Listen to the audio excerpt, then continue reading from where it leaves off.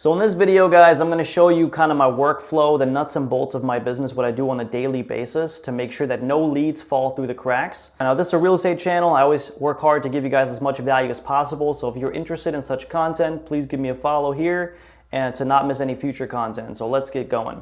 I did a study once on my business to see kind of how many leads fell through the cracks and how many deals actually fell through the cracks. And it was kind of an astounding number. And I was like, damn, that's a lot of money that I left on the table there. So I created a very, very simple system. And simple is the key word because simple scales, complex fails. Always remember that, guys. If it's too complex, you're not going to follow up with it. It's going to kind of fall through, a week or two down the road because it's too much effort for your brain. And so it has to be very, very simple to follow that system, okay? Now, I do have a CRM.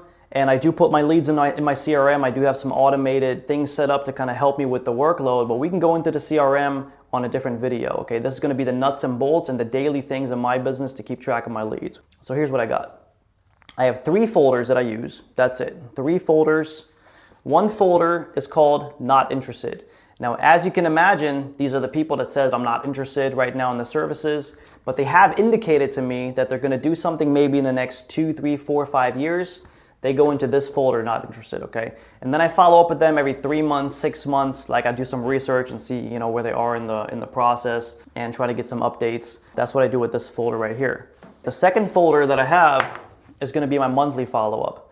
Now, my monthly follow-up is people that they don't need the services right now, but they have indicated to me that they're gonna do something in the next 6 months to a year. Everything under a year goes into my monthly follow-up folder. Very, very simple. Now, the last but not least, this folder right here is going to be my weekly follow-up. Now, my weekly follow-up, as you guys can imagine, is going to be all my hot leads, people that I'm currently working with, for sale by owners because they require a lot of follow-up. So in every one of these folders, you're going to find this right here, okay? This is going to be my data sheet. Now, you can copy this if you want, no problem. Now, this says FSBO data sheet, but you can kind of scratch this out and do expired data or whatever, buyer data sheet, whatever lead you're currently working on. This has the name on there, right? It has date of initial contact, how many contact attempts I've made, the address, site where I found the property on, and the comments here down below. When I have a discussion with these people, everything that I feel like is worthy of writing down here, I put in the additional notes, which makes it easier for me to follow up on the next upcoming weeks. And then also what is very important is I put the email in here, and I try to get the email in every single prospect.